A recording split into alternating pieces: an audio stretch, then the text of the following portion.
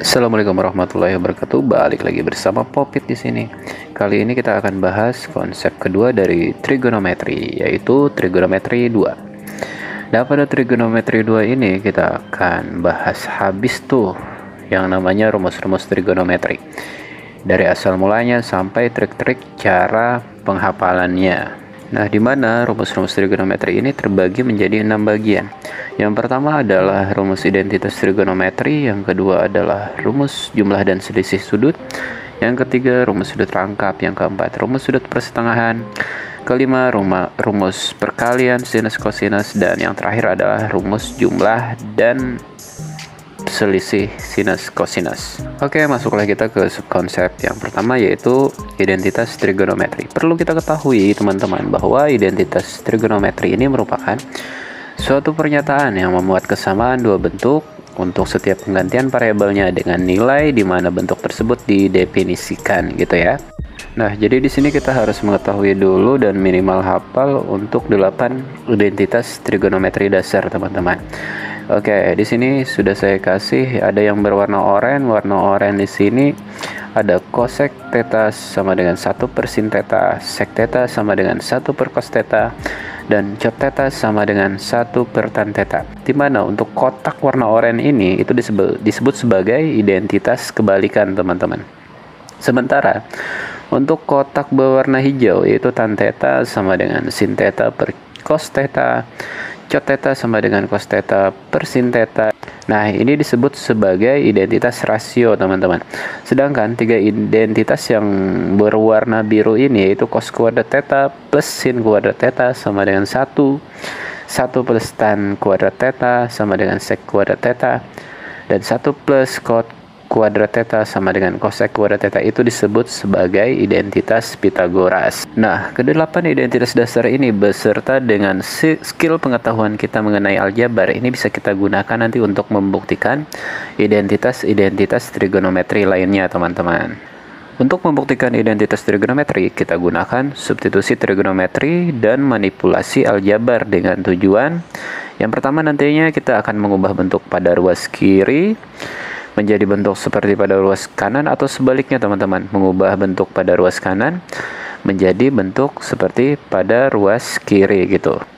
Nah, jadi di sini perlu diingat bahwasanya dalam membuktikan identitas trigonometri kita harus bekerja pada masing-masing ruas secara terpisah gitu ya. Lah, terus apa sih gunanya kita membuktikan identitas trigonometri? Banyak, teman-teman. Khususnya untuk membangun kemampuan kita dalam mengubah satu bentuk trigonometri menjadi bentuk lainnya gitu. Selanjutnya di sini saya kasih 5 petunjuk untuk membuktikan suatu identitas, teman-teman. Yang pertama itu biasanya akan lebih mudah jika kita memanipulasi ruas persamaan yang lebih rumit terlebih dahulu. Entahlah dia berada di ruas kiri ataupun di ruas kanan. Jadi yang lebih rumit yang kita ambil. Oke. Kemudian yang kedua adalah petunjuknya, carilah bentuk yang dapat disubstitusi dengan bentuk trigonometri yang ada dalam identitas trigonometri, sehingga nantinya itu didapatkan bentuk yang lebih sederhana gitu. Oke, yang ketiga adalah perhatikan, teman-teman, operasi-operasi aljabarnya seperti penjumlahan, distributif, pemfaktoran yang nantinya mungkin dapat menyederhanakan ruas yang kita manipulasi tadi, atau minimal dapat membimbing kita kepada bentuk yang dapat disederhanakan. Kemudian yang keempat, jika kita sewaktu-waktu tidak tahu apa yang harus dilakukan, nah jadi gini aja, ubahlah semua bentuk trigonometri menjadi bentuk sinus dan kosinus. Biasanya itu patokannya. Jadi misalnya ada tan, ada kotan, ada cosec, sec, itu ubah aja semuanya ke bentuk sinus atau kosinus. Nah, nantinya itu mungkin diharapkan bisa membantu, teman-teman. Nah, yang terakhir adalah selalu perhatikan ruas persamaan yang tidak kita manipulasi untuk memastikan langkah-langkah yang kita lakukan menuju bentuk dalam ruas tersebut. Artinya tetap fokus pada tujuan, teman-teman.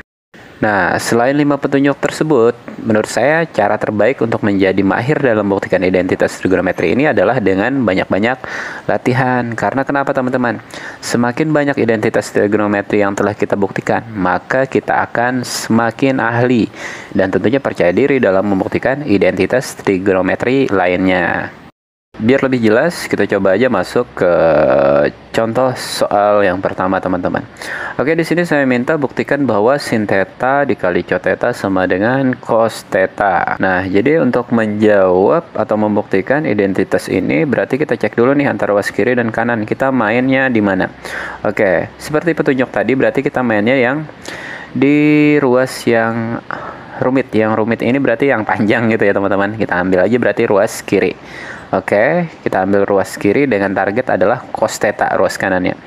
Berarti langsung aja sin theta dikali cot theta itu sama dengan sin theta. Ini jangan mikir panjang, teman-teman. Cot ini kita ubah aja langsung tuh. Kita ubah jadi identitas rasio tadi ya. Jadi cos theta per sin theta.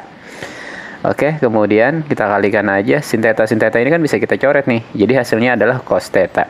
Otomatis dia langsung terbukti, teman-teman.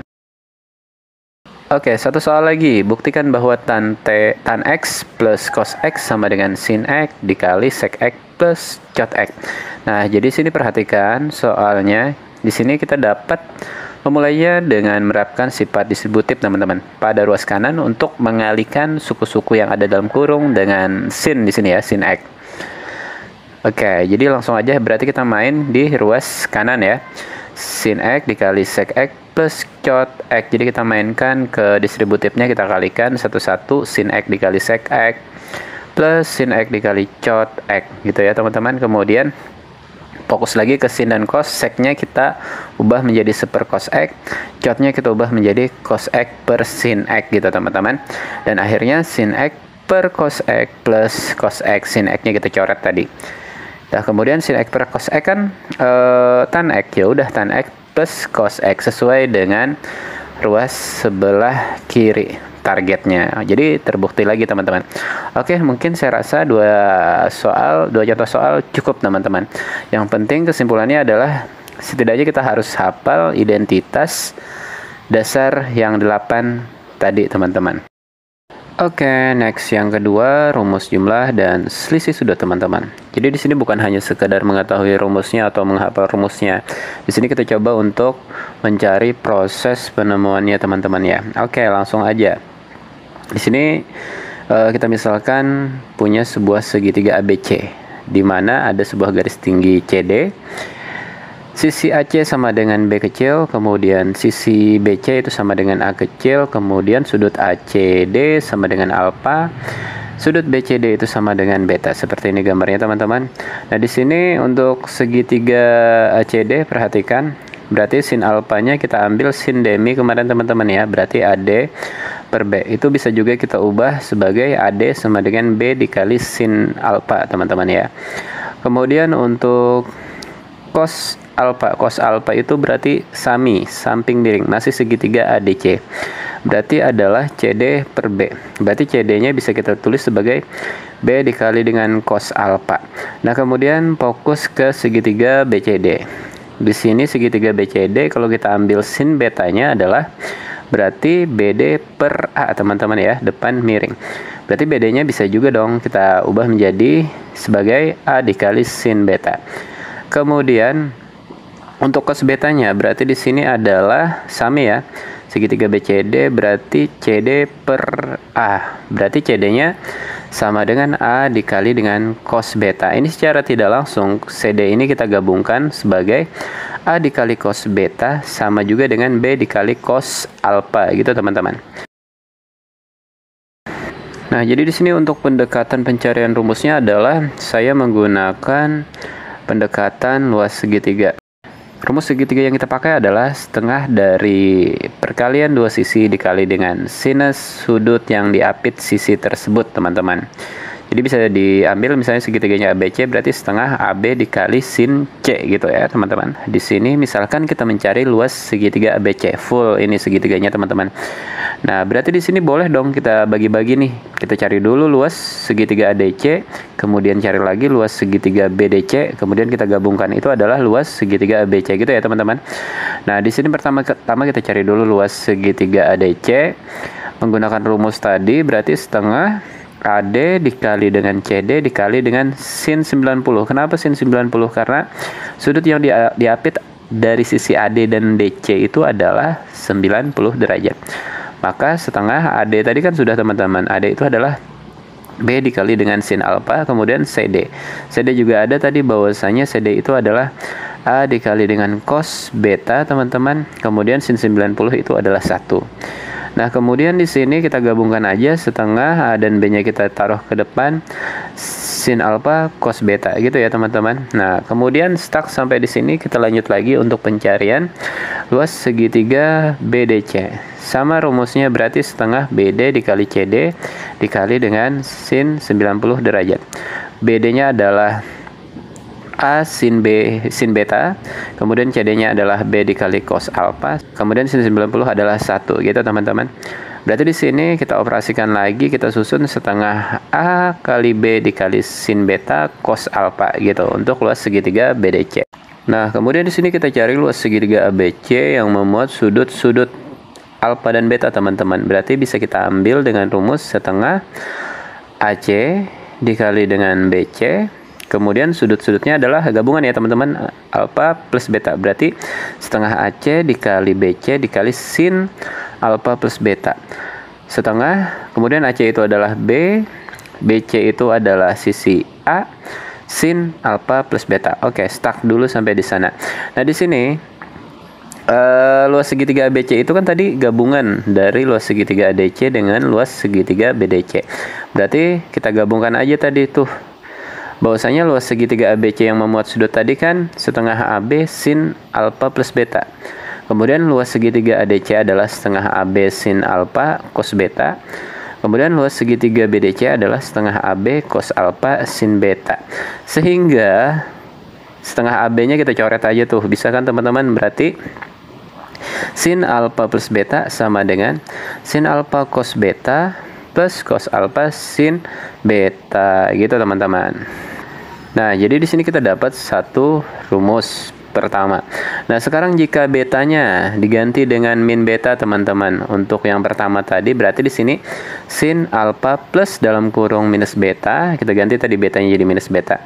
Sama dengan sin alpha cos min beta, teman-teman ya, plus cos alpha sin min beta. Nah, berarti di sini sama dengan sin alpha minus beta sama dengan sin alpha cos beta. Oke, karena cos di sini tetap jadi plus, teman-teman ya, cos min sudut negatif kemarin. Kemudian di situ berubah jadi min, sin min beta itu berubah jadi min cos alpha sin beta. Jadi kesimpulannya sin alpha min beta sama dengan sin alpha cos beta min cos alpha sin beta. Oke, fix, berarti kita sudah dapat dua buah rumus untuk sin, jumlah, dan selisih sudut, teman-teman. Nah, bagaimana dengan cos alpha plus beta? Oke. Nah, di sini cos alpha plus beta itu kan berarti dia komplemennya adalah sin 90 minus alpha plus beta, teman-teman. Nah, inilah gunanya kekomplemenan kemarin, teman-teman. Berarti cos alpha plus beta itu sama dengan, kita urai nih, min alpha min beta gitu ya, kita keluarkan dari kurungnya sehingga bisa kita dapatkan sin 90 minus alpha minus beta gitu, teman-teman. Nah, di sini kan 90 minus alpha itu kita anggap sebagai A, betanya itu kita anggap sebagai B. Kita masukkan ke rumus yang pertama noh. Jadi sin 90 minus alpha dikali cos beta minus cos 90 minus alpha dikali sin beta, memakai rumus yang kita dapat pertama tadi. Sehingga sin 90 minus alpha itu kan sama dengan cos alpha atau komplemennya, teman-teman. Sementara cos beta tetap, dan di sini cos 90 minus alpha itu kan komplemennya sama dengan sin alpha dikali dengan sin beta. Sehingga dapatlah rumusnya, cos alpha plus beta itu sama dengan cos alpha cos beta minus sin alpha sin beta gitu, teman-teman. Nah, terus bagaimana dengan cos alpha min beta? Ya, sama saja, berarti betanya kita ubah sekarang menjadi min beta, teman-teman. Untuk rumus cos alpha plus beta kita ubah betanya jadi minus tadi nih. Jadi cos alpha plus min beta sama dengan cos alpha cos min beta min sin alpha sin min beta. Oke, berarti cos alpha min beta sama dengan cos alpha cos beta. Kenapa cos beta? Karena cos min beta itu dia tetap positif. Nah, sudut negatif kemarin, teman-teman. Kemudian di sini min sin alpha sin min beta, berarti di situ gabung min ketemu min jadi plus nih. Maka hasilnya adalah sin alpha sin beta. Dan akhirnya ketemulah rumus cos alpha min betanya, teman-teman. Nah, sekarang satu lagi nih. Tan gimana nasibnya teman-teman? Nah, kita coba aja ya. Tan alfa plus beta. Kita gunakan identitas rasio aja di sini nih. Karena sin dan cosnya tadi kita sudah dapatkan, berarti tan alfa plus beta itu sama dengan sin alfa plus beta per cos alfa plus beta. Ya udah, tinggal kita urai aja sin alfa plus beta pakai rumus yang pertama tadi, sin alfa cos beta plus cos alfa sin beta. Kemudian cos alfa plus beta menggunakan rumus yang ketiga ya teman-teman, berarti cos alfa cos beta min sin alfa sin beta. Kemudian di sini kita ubah aja nih, kita manipulasi sin alfanya kita ubah teman-teman. Nah, seperti yang kita ketahui pada identitas rasio bahwasanya tan A itu kan sama dengan sin A per cos A. Berarti kalau sin A saja berarti tan A dikali cos A gitu ya teman-teman. Nah, di sini sin alfa berarti kita ubah menjadi tan alfa dikali cos alfa. Cos betanya tetap plus cos alfa. Nah, di sini sin betanya juga kita ubah nih menjadi tan beta dikali cos beta. Sehingga cos alfa dikali cos beta min sin alfanya kita ubah jadi tan alfa dikali cos alfa, kemudian sin betanya juga kita ubah jadi tan beta dikali cos beta gitu ya teman-teman. Kemudian masing-masing kita distribusikan, kita keluarkan berarti ya teman-teman yang sama antara ruas kiri dan kanannya cos alfa cos beta dalam kurung tan alfa tan b plus tan beta gitu ya teman-teman. Kemudian bagian penyebutnya juga sama cos alfa cos beta yang sama dikali dengan 1 min tan alfa tan beta distributif teman-teman. Sehingga di sini bisa kita coret nol. Akhirnya ketemulah tan alfa plus tan beta per 1 minus tan alfa tan beta. Itu adalah rumus tan alfa plus beta. Oke, berarti kita sudah dapat 5 buah rumus teman-teman. Oke, tentunya untuk mencari tan alfa min beta sama caranya dengan yang sudah-sudah, tinggal ganti aja beta menjadi minus beta. Didapatlah teman-teman tan alfa plus minus beta sama dengan tan alfa plus tan min beta per 1 minus tan alfa tan min beta. Oke, karena di sini tan itu negatif, sudut negatif berubah juga jadi negatif, maka hasilnya adalah tan alfa min beta sama dengan tan alfa minus tan beta per 1 plus tan alfa tan beta. Kenapa jadi plus? Min ketemu min teman-teman. Sehingga di sini dapat kita rumuskan untuk rumus jumlah dan selisih sudut adalah, yang pertama adalah sin alfa plus beta sama dengan sin alfa cos beta plus cos alfa sin beta. Kemudian yang kedua adalah sin alfa min beta sama dengan sin alfa cos beta min cos alfa sin beta. Oke. Kemudian yang ketiga cos alfa plus beta sama dengan cos alfa cos beta min sin alfa sin beta. Oke, plus jadi min teman-teman. Untuk cos alfa min beta sama dengan cos alfa cos beta plus sin alfa sin beta min jadi plus teman-teman. Oke, tan alfa plus beta sama dengan tan alfa plus tan beta per 1 minus tan alfa plus tan beta. Jadi 1 minus ya teman-teman. Tan alfa minus beta sama dengan tan alfa minus tan beta sama, nah bawahnya beda nih, per 1 plus tan alfa tan beta. Oke, strukturnya ini harus kalian pahamin, harus kita hafal nih teman-teman. Oke, jadi ada 6 buah rumus dasar untuk jumlah dan selisih sudut. Di save dulu teman-teman. Baik, sekarang kita lanjut saja ke bagian 3, rumus sudut rangkap. Langsung saja teman-teman. Nah, di sini dari rumus sebelumnya tadi yaitu jumlah dan selisih sudut, bisa kita ambil adalah sin alfa plus beta. Itu dapat kita peroleh sin 2 alfa dari mengubah beta menjadi alfa teman-teman. Sin 2 alfa itu berarti kan sin alfa plus alfa sama dengan sin alfa cos alfa plus cos alfa sin alfa. Dan hasilnya adalah 2 sin alfa cos alfa. Itu adalah rumus sin 2 alfa teman-teman. Kemudian dari rumus cos alfa plus beta dapat kita peroleh juga cos 2 alfa dengan mengubah betanya menjadi alfa tadi teman-teman. Jadi cos alfa plus alfa sama dengan cos alfa min sin alfa sin alfa. Ketemulah cos kuadrat alfa min sin kuadrat alfa. Itu untuk cos 2 alfa. Nah, kemudian dengan menggunakan identitas trigonometri, cos 2 alfa itu sama dengan cos kuadrat alfa min sin kuadrat alfa sama dengan 1 min sin kuadrat alfa. Di sini cos kuadrat alfanya saya ubah menjadi 1 min sin kuadrat alfa menggunakan identitas teman-teman. Minus sin kuadrat alfa dan akhirnya ketemulah 1 min 2 sin kuadrat alfa. Oke, jadi rumus yang lain nih, 1 min 2 sin kuadrat alfa untuk cos 2 alfa. Bisa juga kita ubah menjadi sinnya yang kita ubah nih. Jadi cos kuadrat alfa minus 1 min cos kuadrat alfa sama dengan 2 cos kuadrat alfa min 1. Jadi untuk cos 2 alfa itu ada 3 kesamaan teman-teman. Nah kemudian dari rumus tan alfa plus beta dapat juga kita ubah nih dengan mengubah betanya menjadi alfa. Jadi tan 2 alfa sama dengan tan alfa plus tan alfa sama dengan tan alfa plus tan alfa per 1 minus tan alfa dikali tan alfa sama dengan 2 tan alfa per 1 minus tan kuadrat alfa. Jadi kesimpulannya rumus sudut rangkap ini semuanya diambil dari rumus jumlah selisih yang nomor 2 tadi teman-teman, dengan cara mengubah sudut beta menjadi sudut alfa gitu teman-teman. Sehingga rumus-rumus yang kita peroleh adalah sin 2 alfa sama dengan 2 sin alfa cos alfa. Cos 2 alfa itu ada 3. Yang pertama adalah cos kuadrat alfa min sin kuadrat alfa, atau juga 1 min 2 sin kuadrat alfa, bisa juga 2 cos kuadrat alfa min 1. Dan terakhir adalah tan 2 alfa sama dengan 2 tan alfa per 1 minus tan kuadrat alfa gitu teman-teman. Oke, masuk lagi kita ke rumus yang nomor 4, yaitu rumus sudut persetengahan teman-teman. Nah di sini perlu kita ketahui bahwasanya rumus fungsi trigonometri sudut persetengahan ini digunakan untuk menentukan nilai fungsi trigonometri suatu sudut jika nantinya diketahui nilai fungsi trigonometri dari 2 kali sudutnya teman-teman. Contohnya jika diketahui sin x dan ditanyakan sin setengah x, atau diketahui cos 2x yang ditanyakan adalah cos x gitu ya teman-teman.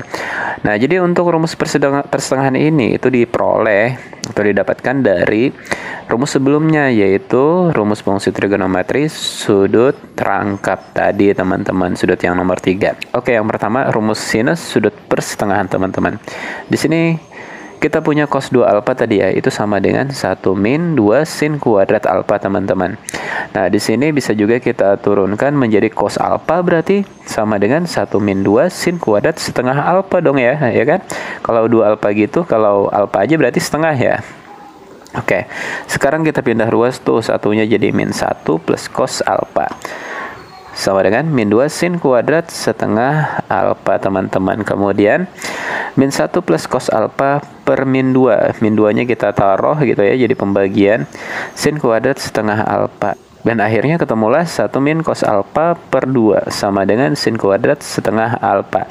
Oke, lanjut lagi, sin kuadrat setengah alfa berarti 1 min cos alfa per 2. Di sini masih ada kuadrat teman-teman, berarti hasilnya adalah sin setengah alfa sama dengan plus minus akar 1 min cos alfa per 2 gitu ya teman-teman. Oke.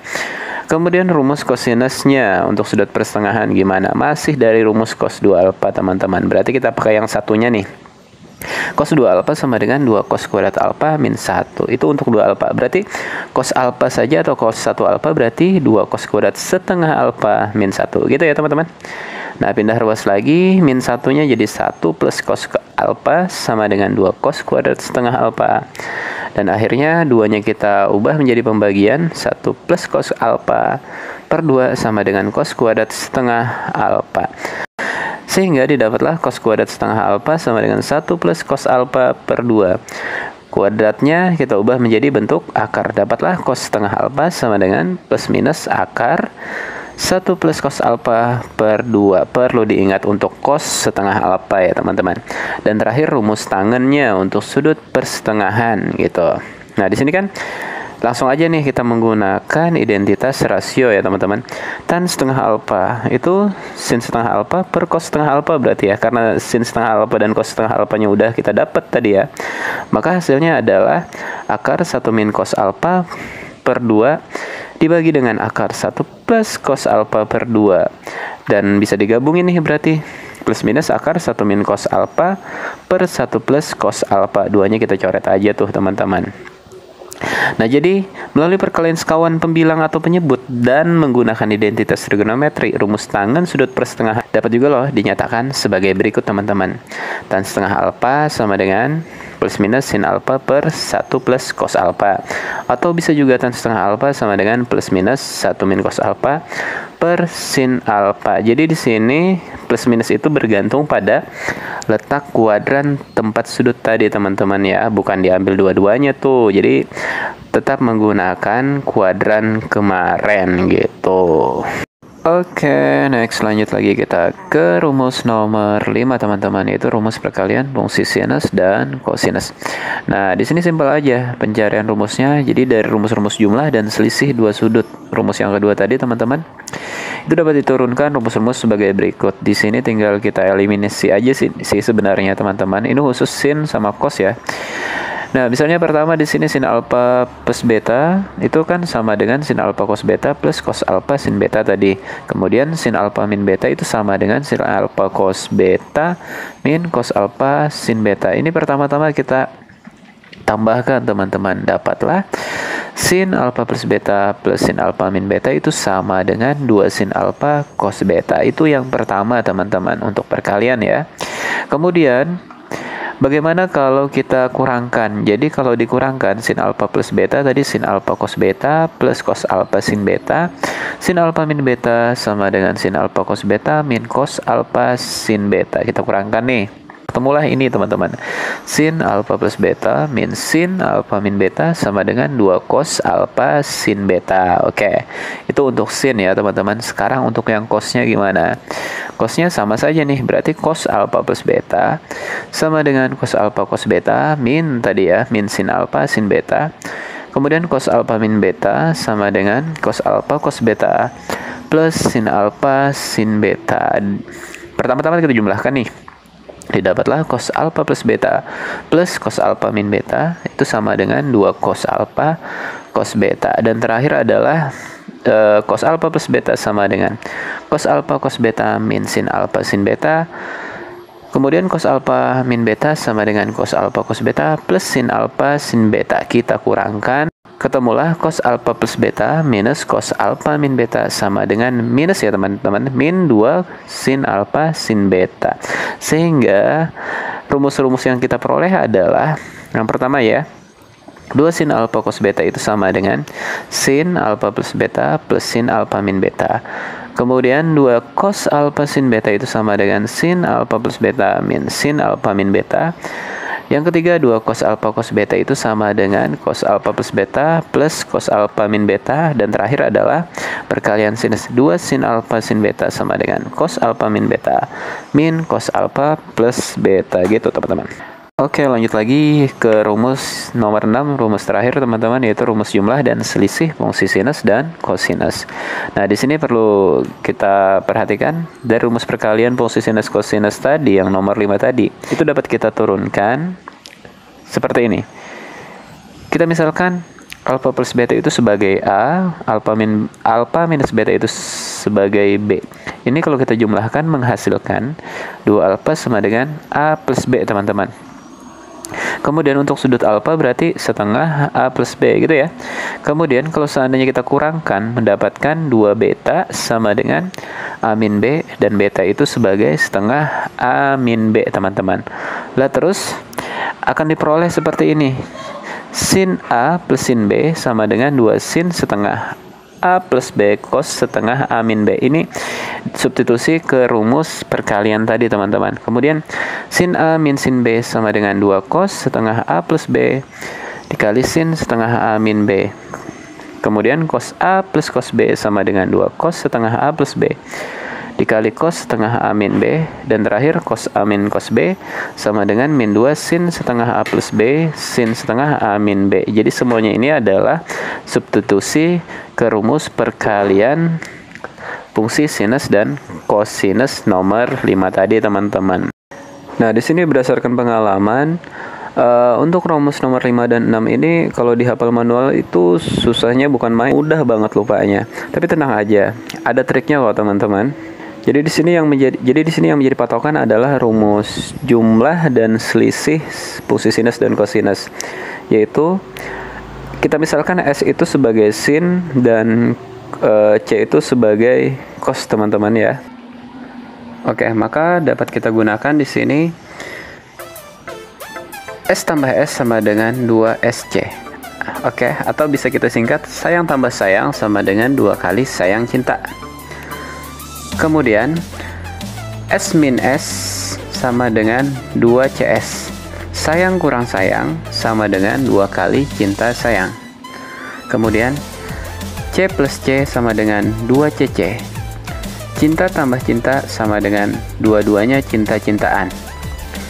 Dan terakhir, C minus C sama dengan minus 2SS. Cinta kurang cinta sama dengan aduh, dua-duanya sakit sekali. Jadi aduh itu minus ya teman-teman gitu. Nah, jika ini dibalik maka berubah menjadi ke rumus perkalian. Tinggal disesuaikan aja nih teman-teman, gitu triknya. Nah, jadi selesai sudah rumus-rumus trigonometri yang memang benar-benar harus kita kuasain. Kalaupun tidak terlalu memahami, minimal kita harus hafal ke semuanya ini teman-teman. Dan ini dapat dijadikan sebagai modal untuk menghadapi materi-materi atau masalah-masalah yang ada pada trigonometri ini sebagai modal dasar teman-teman. Oke, saya rasa cukup sampai dulu di sini dulu kita. Jangan lupa bagikan ke teman-teman kalian biar semua pada tahu dan kita semua bisa jadi pinter. Wassalamualaikum warahmatullahi wabarakatuh.